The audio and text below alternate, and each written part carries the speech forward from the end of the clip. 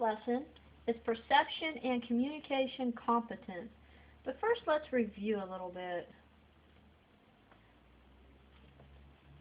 Yesterday, or in our last lesson, we talked about internal and external. So let's read these and see how we did. I'm going to read this. I want you to tell me if this is internal or external. Bill ran away from the dog. Several other people ran from it too. It was strange to see Bill running from the dog because he enjoys dogs, and I have never seen him run from one before. Okay, that's external. If you think of external, the EX, excuses. Whenever you make excuses for someone, that's external. It says several other people ran from it too. Okay, so this is external. All right, let's look at number 2. Mary took a bite of her steak, pushed it away, and called the waiter over to take it back to the cook. Everyone else thought their steaks tasted fine. Mary has often sent food back to the cook at restaurants. Is that internal or external? You should have said internal. All right. They're not making excuses for it, and in fact, they're trying to make it sound like, she always sends it back to the cook. Let's look at another one. John was not able to finish the race. Almost all the other runners finished.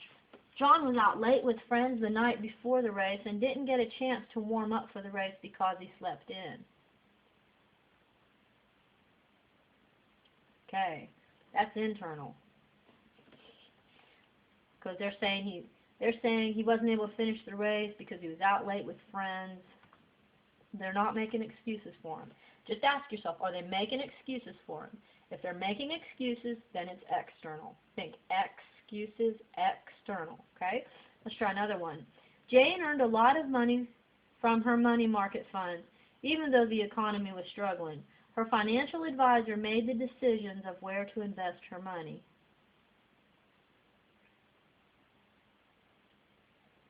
Okay, it's external. They're saying her financial advisor helped her, make the decisions where to invest her money.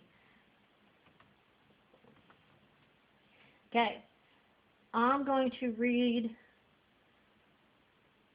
a situation. I want you to tell me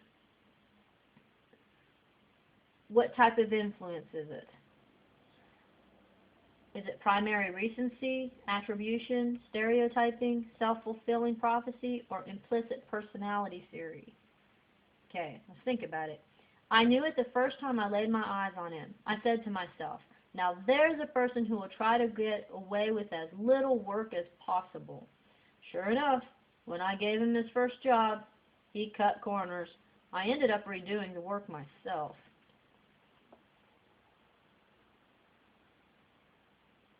Okay. Is it primacy recency? Is it you're just going by the first time you saw them? No. Actually, what you're doing here is we're making a judgment about him. We're saying that he'll try to get away with as little as possible. So we're making a prophecy, okay?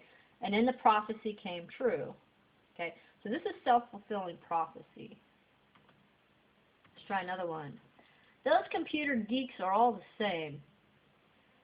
Now, that much should have told you what this is, even without reading the rest, but I'll read it. Those computer geeks are all the same. They spend all day playing video games and programming their computers to serve them breakfast. I don't think I've ever seen one reading a real book or throwing a baseball. Why? They're almost like machines.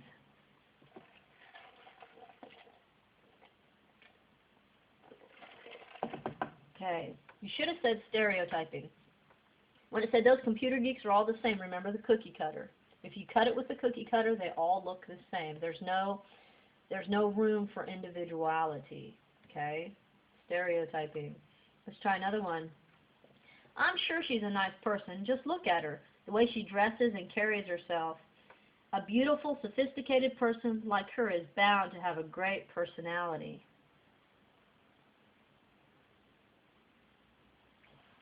Okay. You should have said implicit personality theory.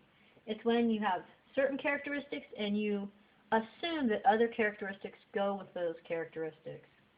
Say, by looking at the way she dresses, we've already said, okay, she must be a nice person because of the way she dresses. So we're saying that those characteristics go together. All right, let's try another one. Jeff calls Alex on the phone. Hey, Jeff, I think Stacy likes me. She was looking at me and smiling all through lunch.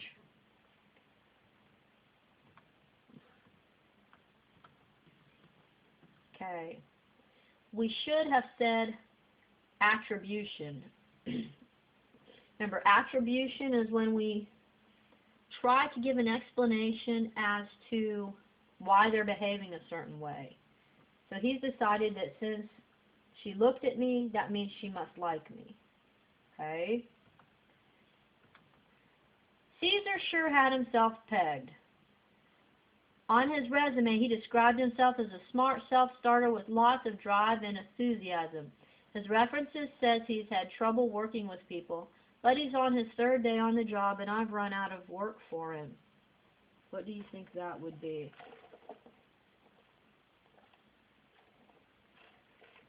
I can see how this one might be a little more tricky. But basically, we're going by our first impression. So it's primacy recency. Right? I'm going to read a definition. I want you to tell me which word I'm talking about. An impression about a person or thing based on experience gained through the senses. Perception. The concept that people or messages that are close to one another belong to one another. Proximity. An act or process of closing something. Closure. I think the word closing gave that one away. Based on a person's opinions or feelings rather than facts. Subjective. Something that arouses feeling or thought. Stimulus. True or false? Past experience would weigh heavily on a person's perception of an event. True or false? True. I want you to identify the stages of perception in order.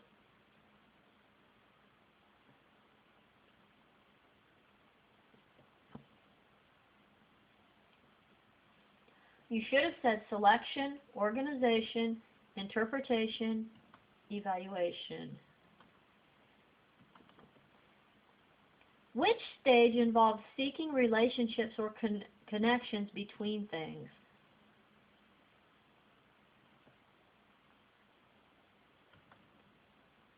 Organization.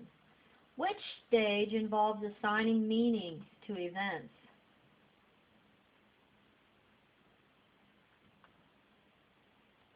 Interpretation, evaluation.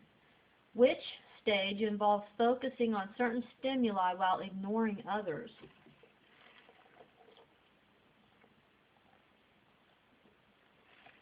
Selection.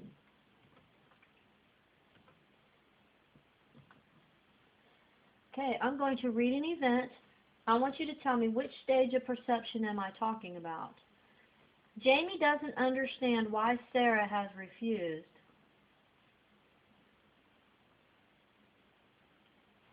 You should have said organization. Jamie concludes that Sarah is mad at her.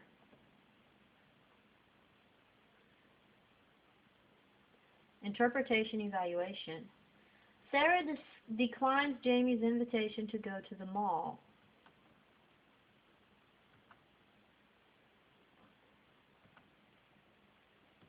Selection.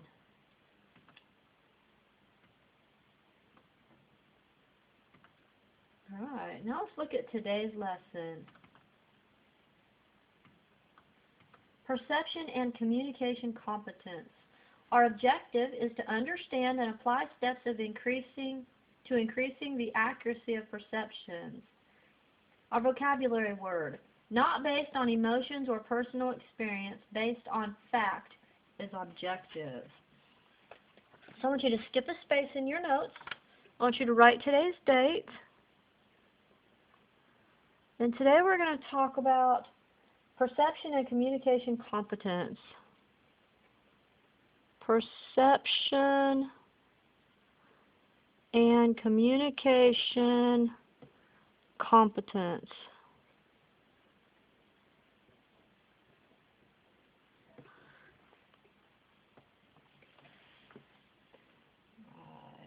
Accurate perceptions are essential to the communication process.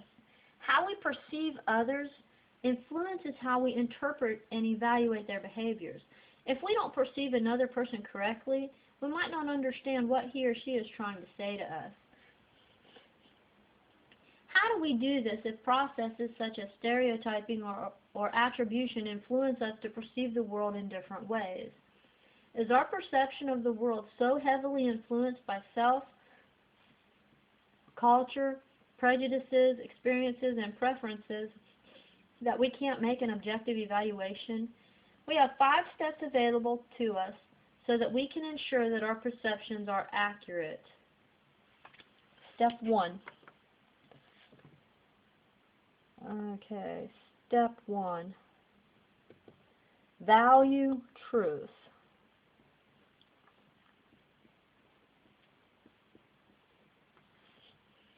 As stated in the beginning of the unit, honesty is essential to competent communication. To communicate effectively with others, whether in a social or professional context, you must value truth. For example, if you're frustrated with someone but laugh and say that you're happy, you'll be unable to resolve the conflict. Likewise, if you are to correctly perceive others, you must evaluate the behavior of others from an objective point of view. Doing so will increase the accuracy of your perception and boost your communication competence. Objective evaluation requires you to accept that your perception of others is influenced by many factors. You use your experiences and understanding of the world, weighing them against a growing understanding of what is true to interpret the behavior of others. Alright, so we have to make sure that we evaluate. When we evaluate situations, when we evaluate other people, we weigh it against what is true.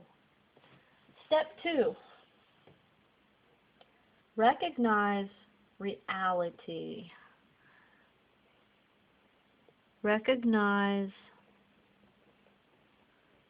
reality. The second step to evaluating objectively is recognizing reality. Reality is what is true. Therefore, an accurate perception is based upon truth and facts. To help you determine whether your perception is accurate, you must compare it with reality. One way to do this is to compare your perspective to that of others. Okay, so we have to compare it with reality. Compare our perception with reality. And it also said, compare your perspective to that of others. Instead of putting our perception, I'm going to say it. I'm still talking about our perception. Compare ours with others. Number 3, step 3. Examine validity.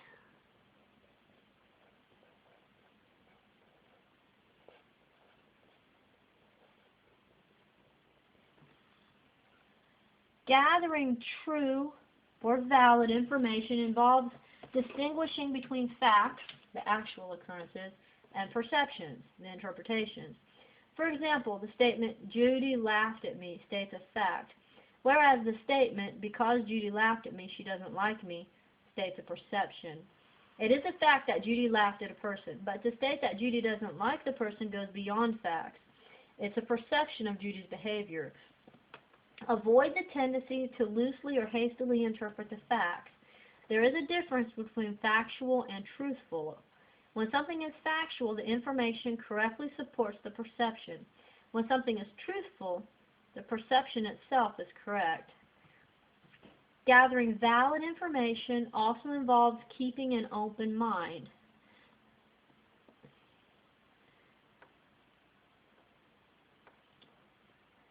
Couples who have been married more than 50 years can verify that it takes time to truly understand someone.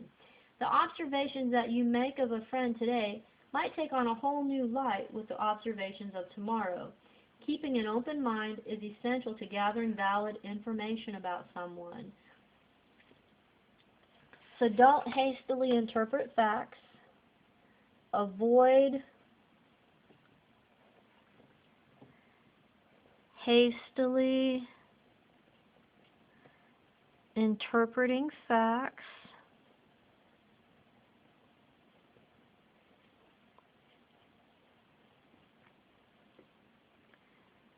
And this says, keep an open mind.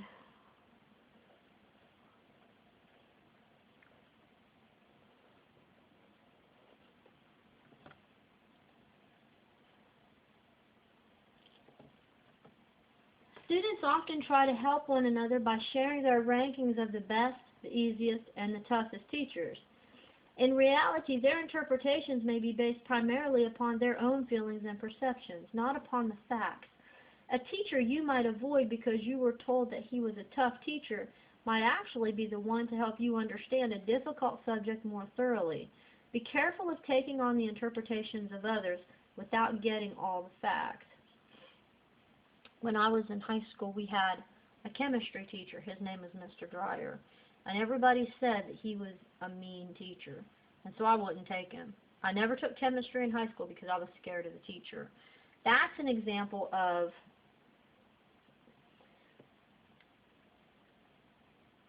going by the interpretation of others without getting all the facts. Okay? Another pitfall to avoid is mind reading. When you attempt to read someone's mind, you are assuming that you can understand his or her position without seeking the facts. One of the quickest methods for getting the facts is to ask the person what the facts are. When you study skills of being a positive listener, you will learn to mirror the statements of others in order to validate the information you are given. Don't mind read. Okay, so we said step 1 is value truth. Step 2 is recognize reality. Compare our perception with reality, and compare our perception with others.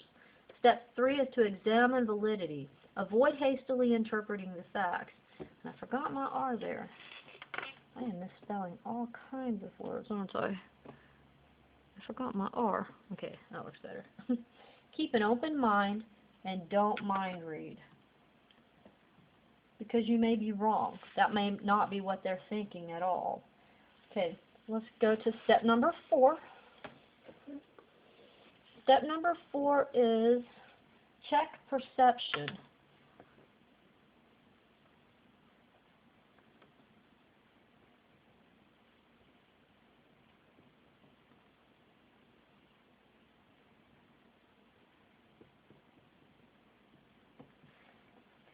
The fourth step to objective evaluation is to monitor your perception. This may be accomplished by describing the facts, formulating more than one possible interpretation, and measuring your perceptions against truth and the perceptions of others. Describing the facts involves focusing on observable behavior while making inferences. Okay, so this says, describe the facts. Describe the facts.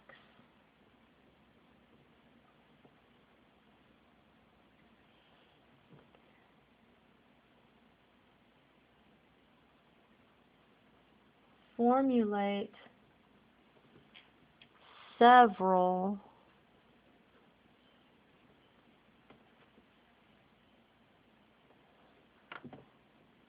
possible interpretations.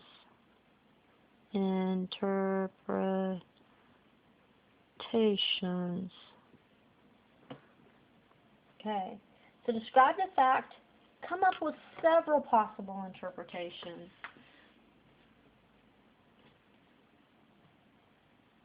And it says, measure those against truth and the perception of others. Okay, for example, you might think about a close friend who has not called you in several days. Usually the two of you talk daily on the phone. To check your perception, you could formulate more than one possible interpretation to keep an open mind about the reasons behind your friend's silence. Doing so acknowledges that your initial interpretation might not be correct. In the situation with your friend, you might conclude that she has not called you because, okay, formulate several possible interpretations. Number 1, she's upset with me. Number 2, she has been busy. Number 3, she has been ill. Okay, those are possible interpretations. Sometimes the reasons behind a change in behavior have less to do with ourselves and more to do with activities in the other person's life. Keeping our perceptions in check can often save us from having to apologize later for misinterpretations.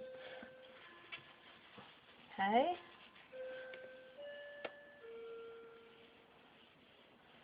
Step number 5 is seek clarification.